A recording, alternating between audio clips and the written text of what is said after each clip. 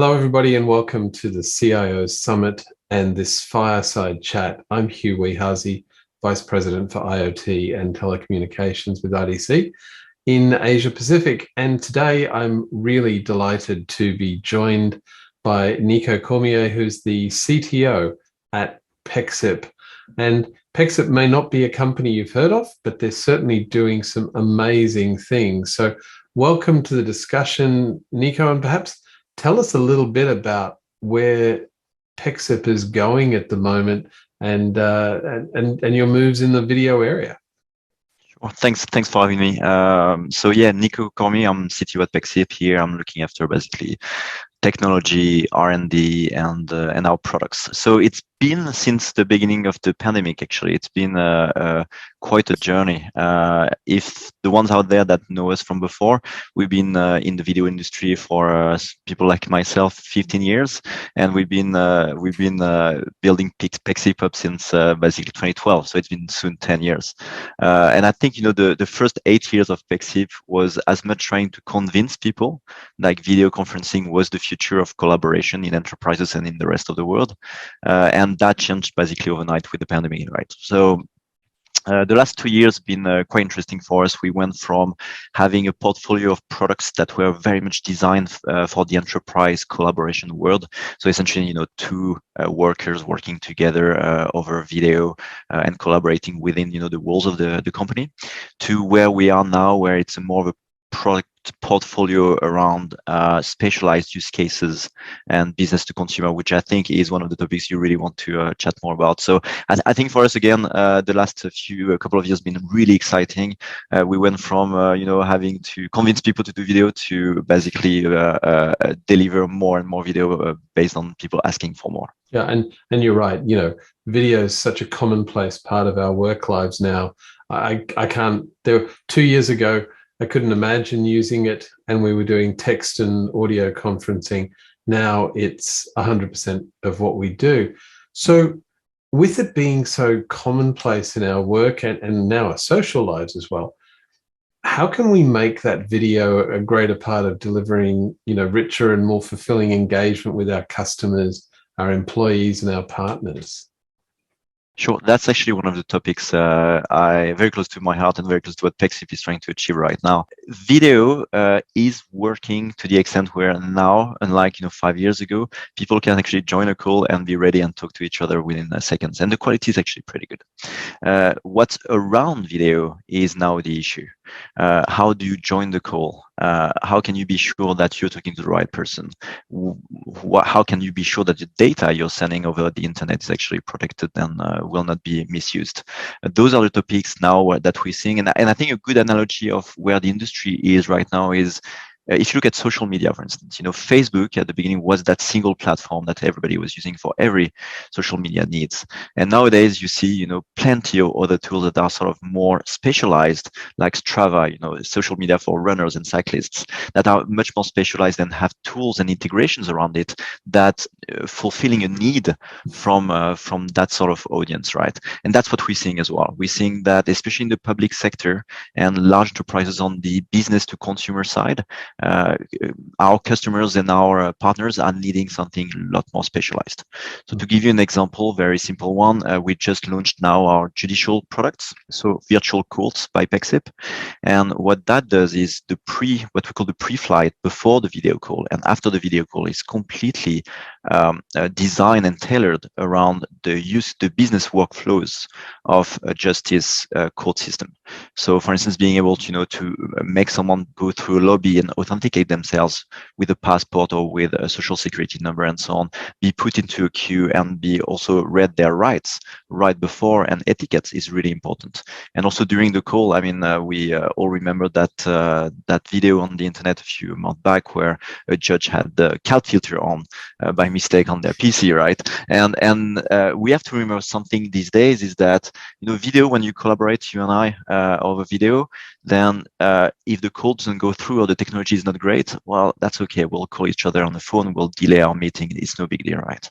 However, when someone has been waiting for a long time to get their hearing and maybe they've been waiting in jail, canceling that hearing on the day means that they might be waiting in jail another 3 months. So that's like a life-changing situation. So that's why products like Pexip are here to essentially create that experience, but also remove the technology from those use cases that we are guaranteed that the system can work as good as it deserves to. As you talk about the judicial system and the validation of identity and how important it is that we know that the person that I'm speaking to is actually the person they represent themselves to be, this is a much bigger problem, right? Because if I'm talking to my financial advisor at the bank, if I'm talking to my doctor, if I'm taking care of legal matters, all those things need a lot of security and identity around them. But even as we sort of talk back and forth on video, we're exposing a lot of private information. So how do we address those security issues and make sure that we're not opening ourselves up to identity theft or misrepresentation or all those things, and make sure the data is managed carefully?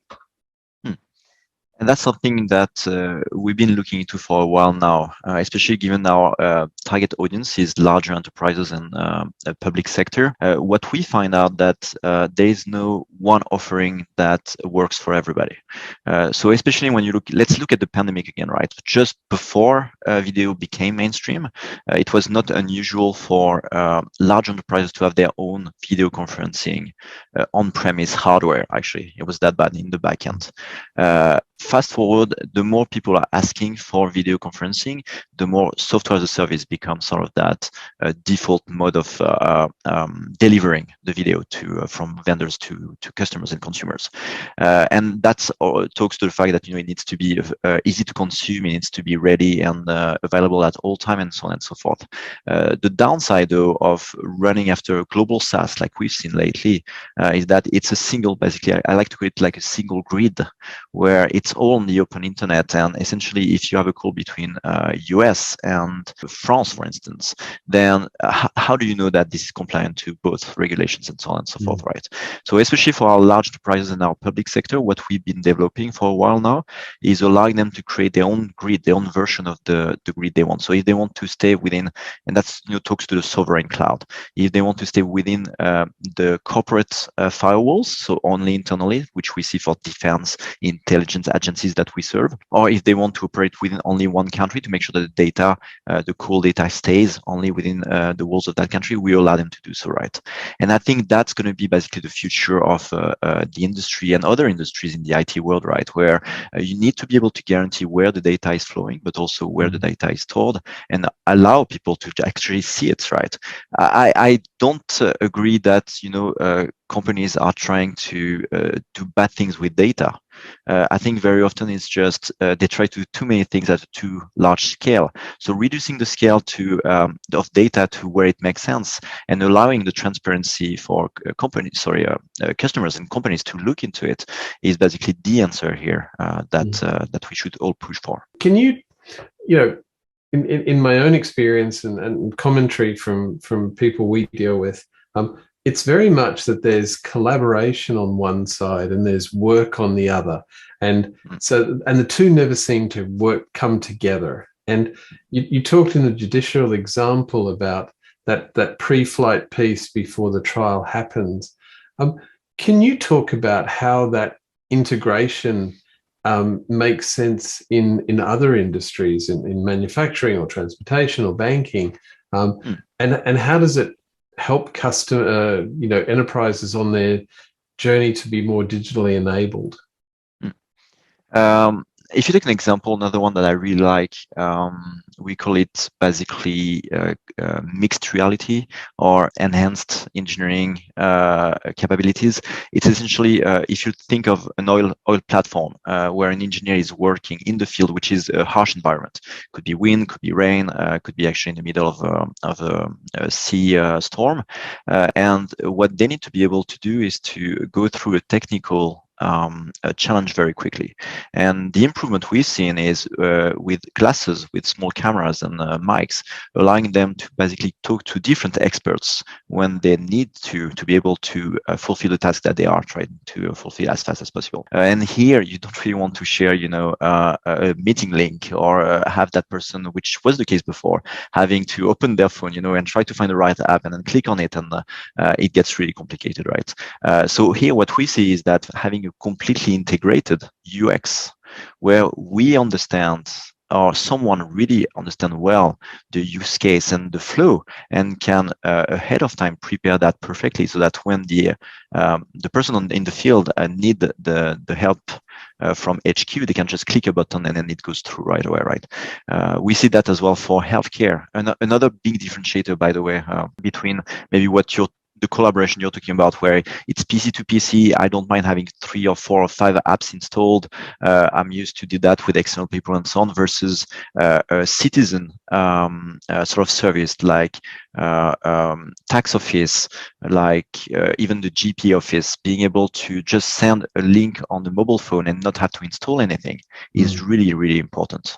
Yeah. So these also are sort of the duality of it, where on the B2C, on the business to consumer or business to citizen use case, you just need to make sure it works. It works on all devices at all age, right? Of all age, and being able to make sure that the connectivity will not require you any too many sort of technical steps. So seamless, simple, and secure, right? So yes, and I think I would agree with you, because one of the things that we saw was that from a survey we did not so long ago, we found that people absorbed 95% of the information when they were dealing with a video, whereas only absorbed about 10% when they were seeing a text message or a written page. So right. it's a huge game changer. But those 3 elements are really, really critical. I want to ask you to reflect a little bit and think about the 3 key considerations you want our audience to look at as they move beyond just video-based collaboration to that broader digital engagement. What should they be looking for, and how should they get started? I think what's important first is to not look at it technology first. It's what are your needs? It's very easy very often to take, this is the tool we need, and then you're trying everything you can to sort of make that tool work for the workflow that you're trying to achieve, which in my opinion, and we tried that for many years, it does not work, right? So what's important is sort of visualize, to have a vision. So if it's public sector entity, or if it's a large enterprise, what is the vision? What is it that that company is trying to achieve? Are they trying to have better interaction with their customers? Let me take an example from a large furniture vendor in Sweden that we worked with. Essentially, they could have people at the shop helping them to design their kitchens, right? But it would be very noisy. Sometimes other people would be around. Sometimes the kitchen that they would like to see is not around, so they will have to drive to a different center and so on and so forth. They realized that having a fully virtual experience here would not allow them to cost cut in terms of how much does it cost for us to sell that kitchen, but also have a much better experience for the consumer, where they can sit at home, they can talk to their partners and try figuring out, this is where this should be, and even show that to the experts. So then suddenly, the vision for that vendor or that manufacturer was, digitally it just makes a lot more sense than physically. And this is where the technology comes after. What do you need? Well, we need to be able to, of course, have no download of any applications. We need to be able to share the screen easily, so that the person can also receive the map or the plan of the kitchen and sign it off and even order it from the website. So, and that's where as well, like if you start multiple applications, you can't get them through, do you want to order now? Do you want to enter your credit card number? The whole very much integrated flow for that customer needs to feel exactly like what we hear from Tesla and Apple, right? Fully integrated and just seamless. And then video becomes one of the bricks to make that journey happen, right? So I would say the most important thing out there is to really think about your vision, what you're trying to achieve, because it used to be that video was hard. It's not anymore. It's about making sure that it can be delivered in the best possible way. leads to a whole different set of things where, now that video is such a commodity, we've got an opportunity to apply it in very specialized situations, but we have to apply it wisely and towards the outcome.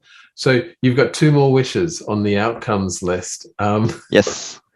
So I think for me, the number 2 will have to be privacy and security. I think right now the industry in general, not just video, the entire IT industry or tech industry is not doing enough for users' data.